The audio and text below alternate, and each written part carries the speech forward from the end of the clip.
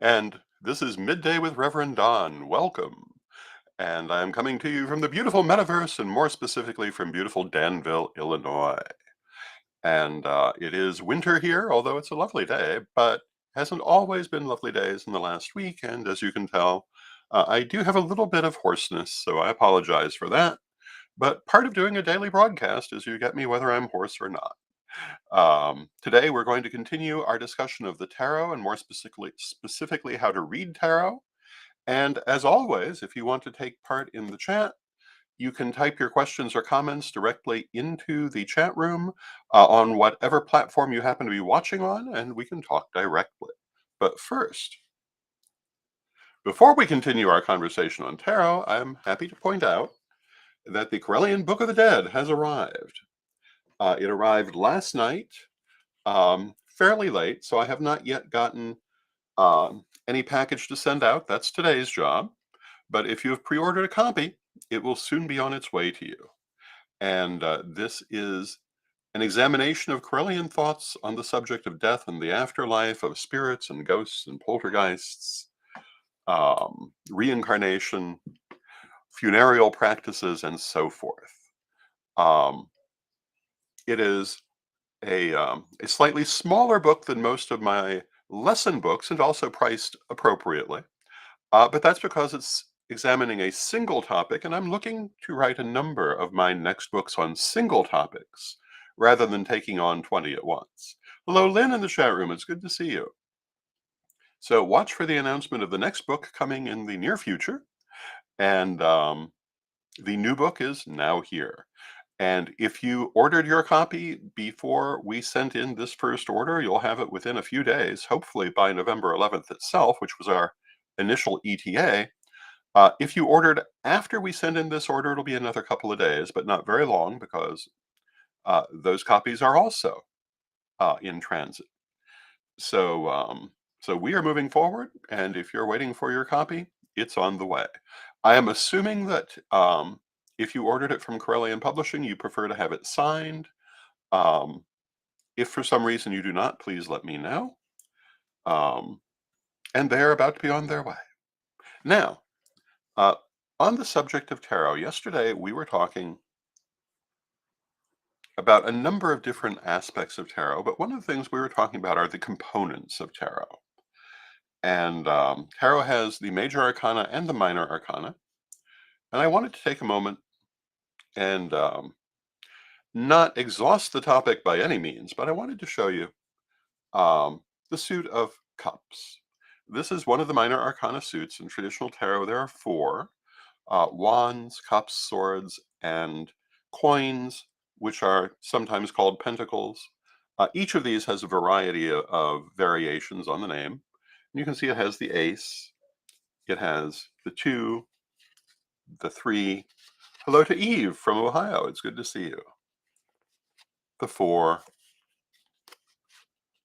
the five, the six, and we'll jump ahead to the 10, and then the court cards, the page, the knight, the queen, and the king. And of course, each of these cards has its own meaning. And the thing that made the Rider-Waite-Smith deck revolutionary when it came out in the early 1900s was that all of the cards had pictures representing their understood meaning. Seven of Cups is illusion, can be deception, can also just be distraction, a need for clarity and focus in this interpretation. The Nine of Cups is the wish card, both one of the best and one of the worst cards in the deck because you get what you wish for. But they had these illustrations to help you to memorize the meaning. And that was utterly new. No one had ever done that previously. And that is why, when I talk about the Rider-Waite-Smith deck, I will point out it is not a traditional tarot. It's not even remotely a traditional tarot. It was absolutely groundbreaking. And that is part of the reason why. Now, there were some other things they did also. It invoked a number of teachings from the metaphysics of that day, particularly from, for example, the Golden Dawn, has a lot of Kabbalistic influences that are not part of traditional tarot. And hello to Janet in the chat room. It's good to see you, Janet. So it really reshaped the tarot world. So if anyone tries to tell you that the Rider-Waite-Smith deck is a traditional tarot, they're not actually familiar with historical tarot. Um, Now, if they want to say that it's been traditional for many readers since its introduction, well, it did pretty much dominate the tarot world. That is true. But previous to that, tarot decks were very different. And hello to Renee in the chat room. It's good to see you, Renee. I hope your nephew is feeling better. Um, Most of my household is currently rather ill. I am, by a strange coincidence, the healthiest person in the house. Which, considering my last year, is a strange coincidence indeed. But this is what you find in the Rider-Waite-Smith version of the Minor Arcana. Every deck, every suit of the Minor Arcana will have pictures illustrating the meaning of the cards. And of course, the Major Arcana do as well. They're a little more traditional, but not really. When Pamela Coleman Smith illustrated the cards, she did not make a lot of reference to anything older in tarot in terms of the style. Hello to George in the chat room, and George says, I'm enjoying this topic. I'm glad, George. And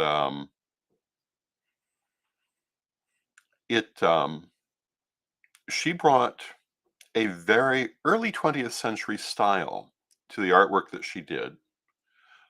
Very straightforward, very well suited to the kind of printing they were doing, and very typical of the art, more or less Art Nouveau aesthetic of the day.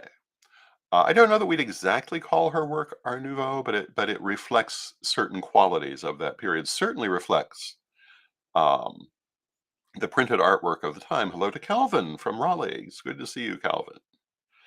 Um, and again, as we were saying yesterday, most subsequent tarot decks have tended to take their inspiration from the Rider-Waite-Smith.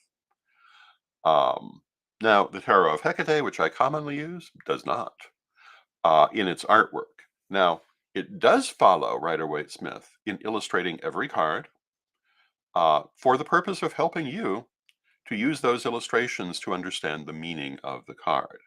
Earlier tarot decks only had, for example, if it was the Six of Cups, it showed 6 cups.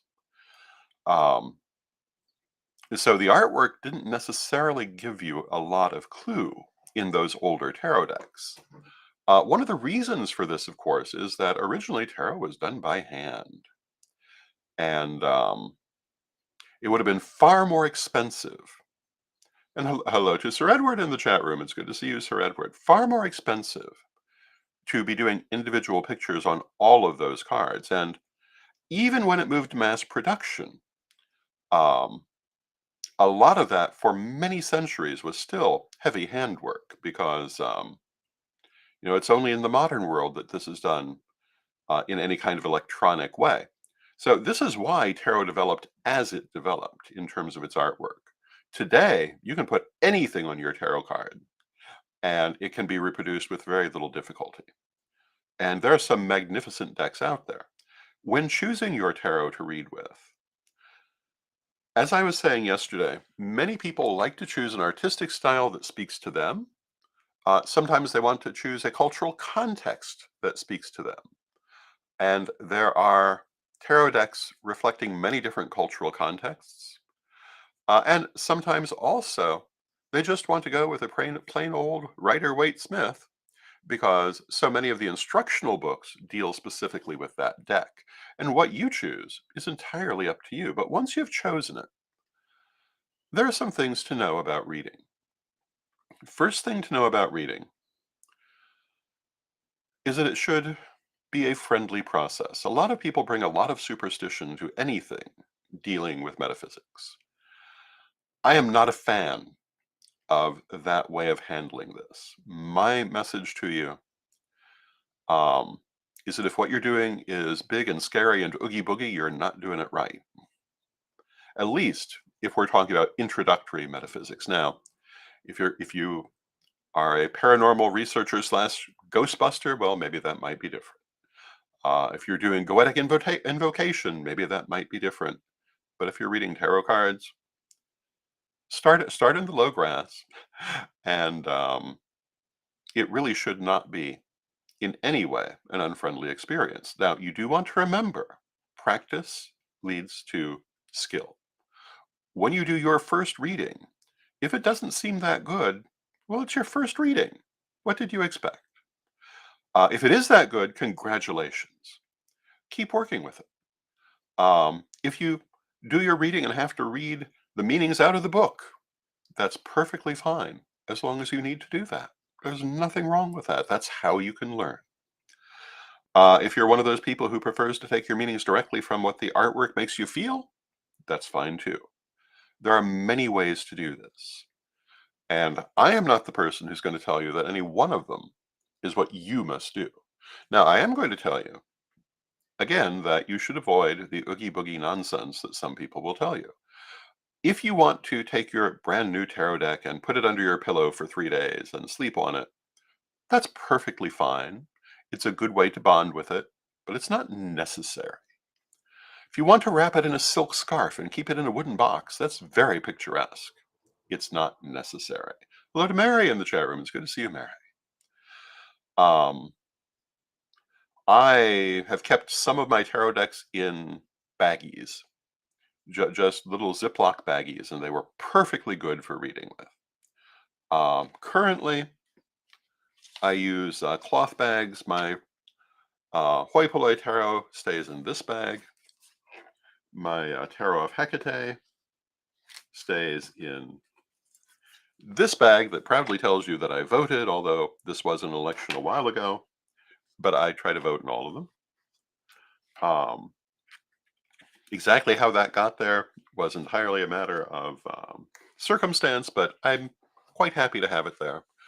But what you put them in doesn't really matter. You'll meet people who have these tarot decks that'll only read under certain circumstances. They're very temperamental.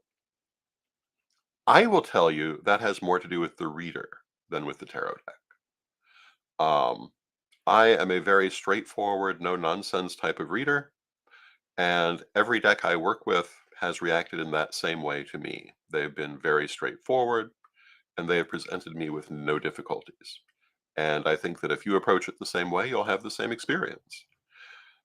If you want to wrap it in a beautiful silk scarf and put it in a one of those highly carved ornate boxes, that's great. Um, and Adenayi Ridwan Akanabi says, Ed Hubbard, I'm drawn to you. Send me a friend request now to get your readings because I'm feeling something special on you. Yeah, let's not do that. That is not what a professional reader does. That is absolutely inappropriate. Not only that, but if Adenayi was an actual reader, they'd know that the special thing they were feeling about Sir Edward is that he has run one of the largest schools of magic and psychism in the world for 20 years and is currently opening a bigger one. Um, and yeah, if you're going to be a professional reader, that's not what you do. If someone does that to you, it's a very bad sign. That is generally associated with scam artists. So if you're going to be a reader, don't do that. The readings you need will come to you. You can advertise, but not like that.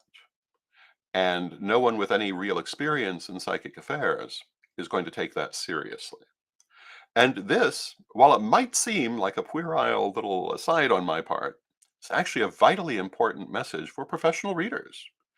If you want to do well, pay attention to what actual professional readers do.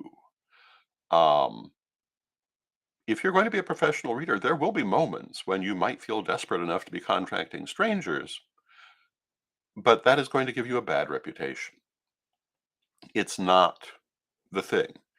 Um, Much more sensible to advertise the fact that you do readings, to let people know, and Spirit will send you those who are meant for you. And I'm getting a little ahead of myself in saying that, but one of the first things I was taught as a professional reader is that Spirit will send you the people who need readings from you on that given occasion. And even if it doesn't seem like it went well, it is the person you were meant to get. And what you said to them is what was meant to be said, provided that you in fact said it. And if you get messages, you should always relay them, whether you're reading tarot cards or something else. Now, it may be appropriate to relay them in the most positive manner, but you relay them. Um, and what you want to avoid as a professional reader is that impression that you're in fact looking to scam people. You want to behave like a professional reader. Um, and that does not include soliciting strangers. And if you are solicited by a stranger, for the most part, that is a red flag, particularly online. Now, there are some people I have known who were professional readers or otherwise quite legitimate people who felt they got a psychic message for someone they didn't know and felt they had to tell them, but not on Facebook, not on a broadcast. And usually they were a little bit more professional in how they did it. So I'm not saying that if someone you don't know approaches you, that always means something bad, but it usually does. Getting back to relating to your cards, um, some people bring so much superstition to how they deal with their cards, and sometimes they need that. I sometimes talk on the subject of clairvoyance and spirit guides about how I have very friendly spirit guides. And I talk about how Lady Crystal and I, when working with the ancestors and the Corel Mother Temple in general, always treated them as being very dignified and august until Lady Bitterwind pointed out to us that we were censoring them because in life they were much more humorous and lively than that. And we found that was true. But some people do need their spirit guides to be something other than friendly. My late wife was a completely legitimate reader. Whatever else anyone might say of her, she was a good reader. But her spirit guides were severe. If I had had spirit guides like that, I wouldn't have read. But I also realized that she needed that for her ability to understand and take it seriously. Um, if you have that relationship to your cards, that's fine for you. Just don't mistake it for being the only way. So if you do have these highly idiosyncratic decks that will only read on Tuesdays at noon or other circumstances, that doesn't mean it's not legitimate, but it is not necessary. What you should do when you get a tarot deck is you should cleanse it of any previous energy and you should attune it to yourself. I mentioned sleeping with it under your pillow or under your bed for a few days. That's a very traditional way of attuning it, but you can also just attune to it energetically or by using it. But you do want to attune to it, to let it get to know you, to let it know what you expect of it. And it could be completely appropriate to just take that new tarot deck, hold it in front of you and say, "Tarot deck, we are going to work together, and I require you to give me good, solid readings with no nonsense, and in return, I will treat you respectfully and and give you a good, solid run," or something like that. There are many ways you can do this. You can put it on your altar and burn candles and do blessings on it. Whatever you do, you want to attune it to yourself. And again, that can be very elaborate or very simple. And then you want to use it. You can use it to read for yourself. You can use it to read for friends. We'll come back to reading for yourself in a moment. You can also use it to play games because tarot is traditionally also used as a gaming deck. And when my mother gave me my first deck of tarot cards, which was this deck, the first thing we did actually was not tarot readings, although I did do a few at first, but we used to play the tarot game Tarot also called Tarocchi, which is a very old Italian game using tarot cards.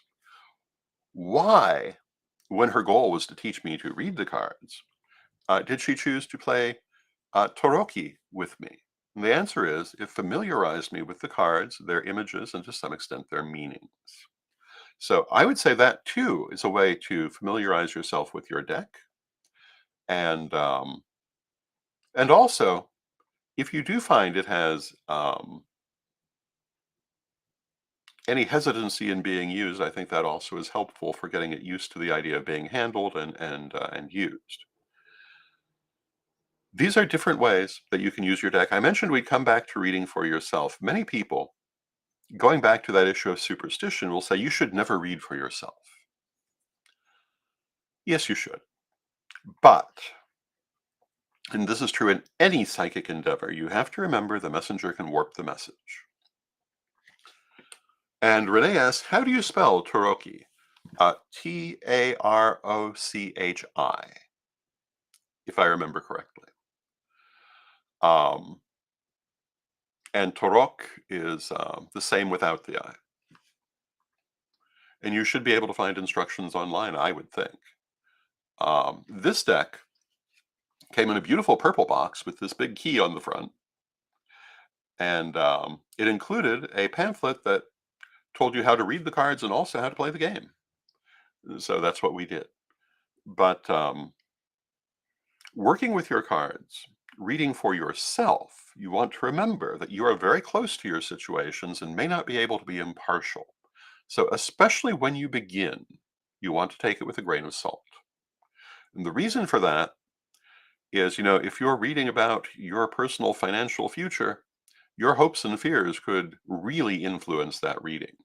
If you're doing it for someone else, you can have impartiality and a more accurate reading. If you're doing it for yourself, your hopes and fears can interfere until you learn how to set them aside. One of the things I talk about, for example, in our class on Psychic 101 at psychicacademy.co, one of the big things I talk about is that you must be very passive in doing psychic readings. And for want of a better way to put it, set your thinking brain aside. Receive what you're given, and then you can analyze it to your heart's content afterwards. But if you're trying to analyze it while you're getting it, you're going to warp it because your hopes and fears will get in the way. Sometimes, even if you're reading for a stranger, you're essentially acting as a machine in a psychic reading. Your thinking mind, at least with something like this, with clairvoyance, with tarot, etc., for the most part, your thinking mind should not be involved in an active sense. Because the message is coming to you already set to be relayed. Now, sometimes you will have to try to decipher what it means, but very often my recommendation is to just set it down and decipher it after you're done. And this is so that you don't accidentally color it through lack of impartiality. Impartiality is vitally important, and that's just as true in tarot as it is in clairvoyance. So when you read for yourself, when I started reading, I did not read for myself until I found I had enough um, distance to do so. Now, today, I read for myself anytime I please to, and I get very good answers because I know how to be impartial. If you want to read to yourself when you first begin, that's perfectly fine, but remember these words and do take it with a grain of salt until you know you are being impartial. And in fact, anything you get in a psychic reading, whether through clairvoyance, whether through cards, whether through anything else, um, you want to take it according to your track record, which of course you only get through practice. If you commonly get very good, accurate messages, you can have a much higher sense of confidence in what you get. If you're just beginning, you don't have a lot of messages, give them time to work themselves out. And above all, if you receive the message in a psychic reading of any sort to sell everything you own and buy lotto tickets, do not do that. Don't ever do that. That is not a legitimate message to get. The one possible exception is if you've been doing it so long with such success that you're willing to take such a chance. But even then, I don't recommend it because the truth is you only need one ticket to win.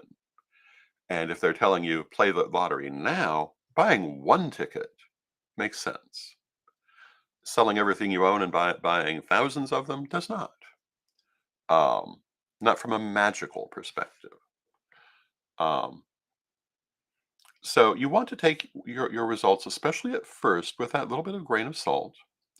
Um, if you get a highly dramatic message such as, "Oh, you're going to die in a car accident next week," don't say that to somebody. Um, that is, hello to Jason in the chat room. Good to see you, Jason. That's not what we do in this profession. But you would say to them, "Oh, you might want to be very careful in driving next week," or any number of similar things. But don't put the end on it that way, because the end can always be changed. That's half the purpose of getting a psychic reading, to be warned of dangers that you can change. Um, so if you want to tell them, yeah, you might have some dangers ahead next week, and should take every precaution to avoid them, that is appropriate. Saying your car is going to blow up under you is not. Um, and one of the reasons I was told for that by my very good friend Novala Suter, who was one of the many very excellent readers I have known, is that a client, particularly a regular client who trusts you, if you tell them something like that, even if you're wrong, they may find a way to make it happen because they need it to happen to maintain their faith. So don't put that kind of thing on them, but do of course tell them that they should be careful. But don't tell them they cannot avoid a bad situation, because the truth is they always can. None of this is written in stone, and we live in a magical universe, and we can always change what lies ahead. Sometimes we're happier, sometimes we're less happy when we do that, but we can always do it. And it's one of the reasons why reading about death is one of the hardest things, in my opinion, that anyone will ask you. You'll get 14-year-olds asking you when they're going to die. I wouldn't even bother with that question, um, because it's not really something you're going to be able to get an accurate answer to. But what you might do is leave them with a long-term fear. But you might get people who are facing an illness. They want to know how they're going to do, and they might be asking about a close loved one who might even be obviously at the end of their life. But in my experience, the individual can change that right up until the moment that they cross over. They can't always change all the circumstances, but the idea that you can accurately get the moment of their death, I have seen go very badly for people. And the example I like to give is my mother and her cousin Gloria, who is really more of a sister. They did most things in life together. Um, as a general rule, my mother did it first, and then Gloria did it shortly afterwards. Occasionally, that reversed. Um, but when it came time for physical illness, Gloria became ill back in the 1960s with lung cancer, and she was not given a good prognosis. Um, and I am quite certain many psychic readers would have gotten um, the result that she would not live long with that prognosis. She lived for 20 years on one quarter of one lung because she was a determined woman and she was a magical person, and she made it happen. And when she died, it was not from lung cancer. My mother, on the other hand, remained in good health up until, what was it, the year after Gloria died. And then she was diagnosed with lung cancer, but given a very good prognosis. Um, I went to many of my friends in the psychic field to get readings who all said she's going to be just fine. Everything will be fine. Um, Within 3 months, she passed over. What they didn't realize, and wasn't exactly in quote the cards, was that she was ready to pass over. It was ultimately her choice to do so, and she decided it was time. She did nothing physical to provoke this. She just was a magical person, and when she decided it was time, everything progressed at a rapid pace. And all those people who thought she was going to be just fine were wrong. My suggestion then is, if someone asks you about death, you can read it for them, but make sure they understand that it is not written in stone. And a lot depends on the higher self of that person and whether or not they're ready to go, because they can prolong it for a very long period of time or cut it short. They may not consciously know they did this. My mother was pretty conscious, but um, they can definitely do it.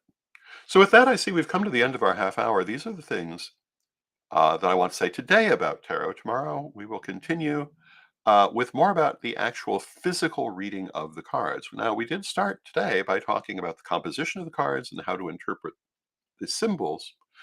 Tomorrow, perhaps we'll draw some cards and get a little more into that. And once again, I want to remind you, the Corellian Book of the Dead is here. If you've ordered a copy in the first order, it will be to you maybe right on the 11th, certainly within a day or so. I am signing them and sending them out today. If you haven't ordered one yet and you want one, you can find it at CorellianPublishing.com, or, for that matter, at Amazon.com. Um, and if you order it from us, let me know you want it signed. I'm assuming people want it signed. Um, so maybe more appropriately, let me know if you don't. And we will get these to the people who are waiting for them just as fast as we can. And also, please remember to support my Patreon at revdonlewis.com. It is my primary source of income at this point. Um, I am legally considered completely disabled as far as going out and doing anything. So I rely heavily on my Patreon. It makes things like my doing this program possible. And it also carries a number of interesting features of its own, including some that are about to be introduced but haven't quite yet. But I intend to continue developing it and offer many interesting things. You can find out more about that at revdonlewis.com. And if you're interested in my teachings and other offerings, you can find out more at Pagan World TV and at Witch College. Um, and you can learn about that at witchstarter.com. And why witchstarter.com? Well, what is a witch college but a witch starter? So, thank you all, and let us close with our prayer as we always do. Beloved Mother Goddess, beloved Father God, beloved ancestors, we thank you for all that you do in our lives, and we ask you to help us to look honestly at our lives and our futures. When we use our higher powers magically and psychically, let us do so with full awareness of what we are doing and clarity in what we are receiving, and help us to listen to your messages in life when they come. Beloved Mother Goddess, beloved Father God, beloved ancestors, we thank you with great love and thanks, and knowing you are always with us, but from respect, we thank you for your presence, and may you be blessed now and always. And I thank you for your presence, and may you be blessed now and always, and I will see you tomorrow.